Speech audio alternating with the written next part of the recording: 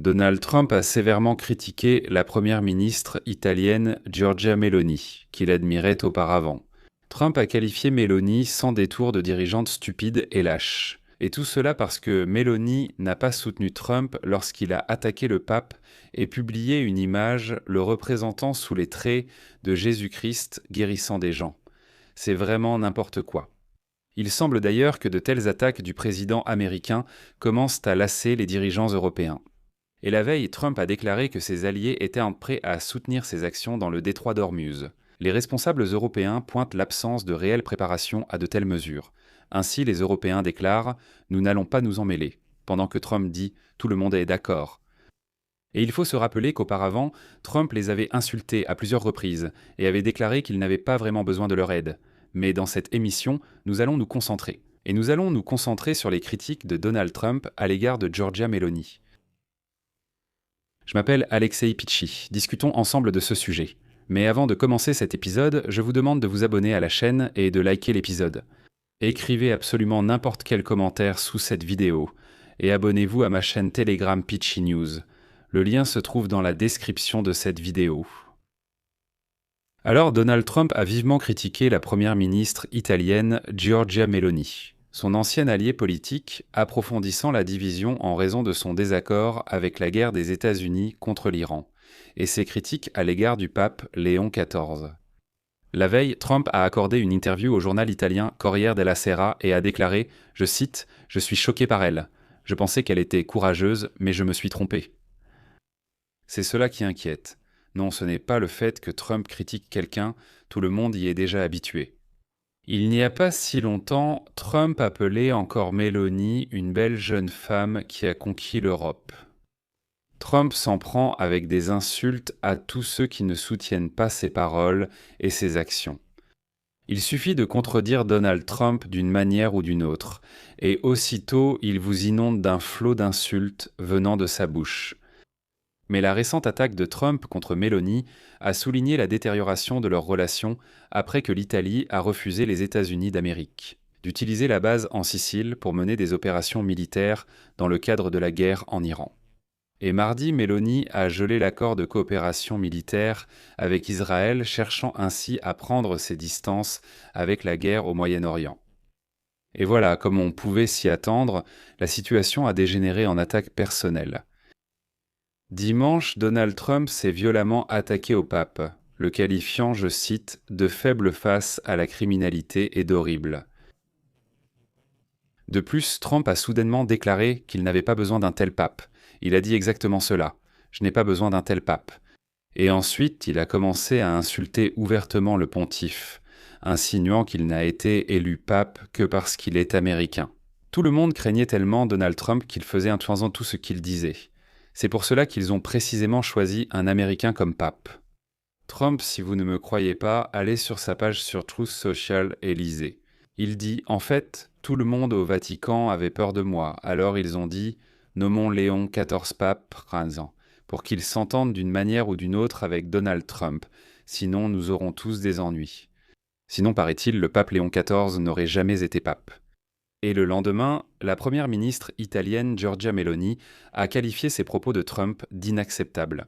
Citation : « Le pape est le chef de l'Église catholique, et il est tout à fait juste et normal qu'il appelle à la paix. Et il condamne toute forme de guerre. » Il semblerait que le désaccord de Meloni avec les propos de Trump soit tout à fait innocent. De plus, il n'y a aucune insulte ici. Elle dit simplement qu'il n'est pas acceptable d'insulter ainsi le pape. Parce que, voyons, c'est le chef de l'Église, à quoi d'autre pourrait-il appeler ? Bien sûr, il va appeler à la paix et condamner la guerre. Mais non, ici, Trump semble avoir craqué. Et vous savez, excusez-moi l'expression, mais ces derniers jours, il a l'air de perdre pied. Il se passe quelque chose qui ne va pas chez lui. Dans une interview, j'ai expliqué que Sir Trump, tel un enfant, a dit que c'est Meloni qui est inacceptable. C'est comme à la récré. T'es idiot ? Non, c'est toi l'idiot. Elle affirme que les propos de Trump sont inacceptables. Trump répond, je cite, « C'est précisément Meloni qui est inacceptable parce qu'elle se fiche de savoir si l'Iran possède des armes nucléaires. Écoutez, et elle laisserait l'Iran réduire l'Italie en miettes en 2 minutes si elle le pouvait. » C'est quoi ces absurdités ? Je poursuis la citation. Meloni refuse de nous aider avec l'OTAN ou pour éliminer les armes nucléaires. Elle n'est pas du tout comme je le pensais.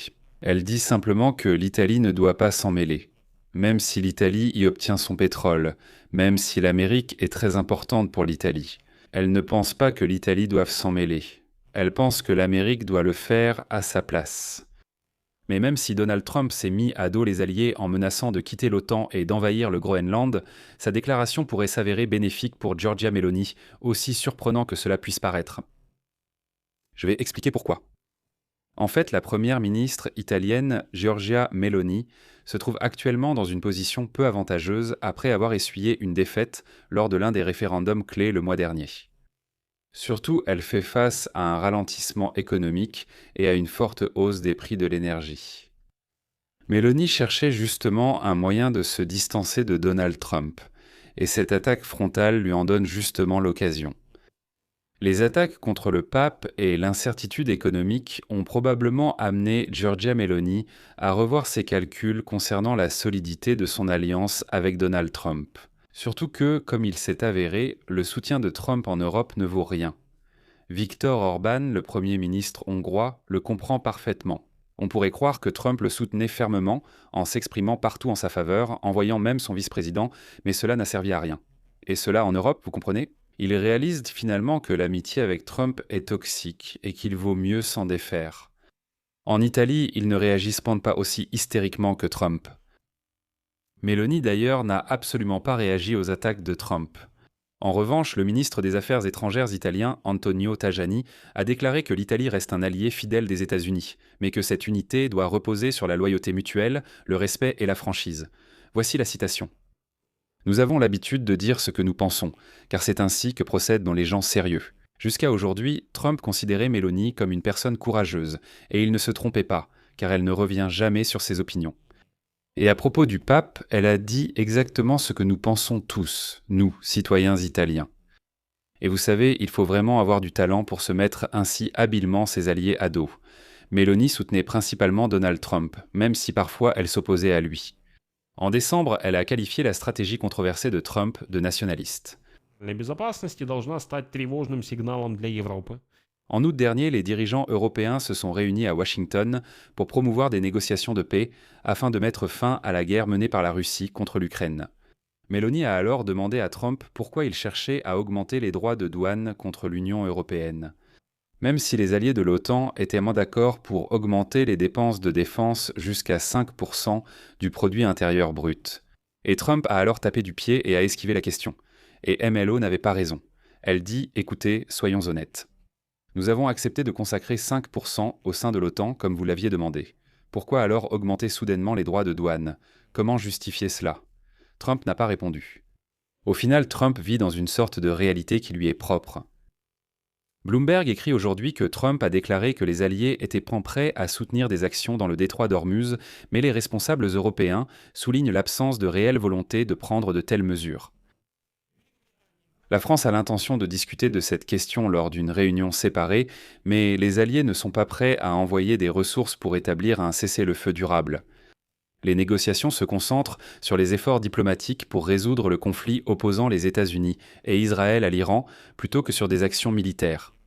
De plus, même entre Londres et Paris, il n'y a pas de consensus total concernant le format de l'opération possible, y compris le rôle des Américains dans cette opération.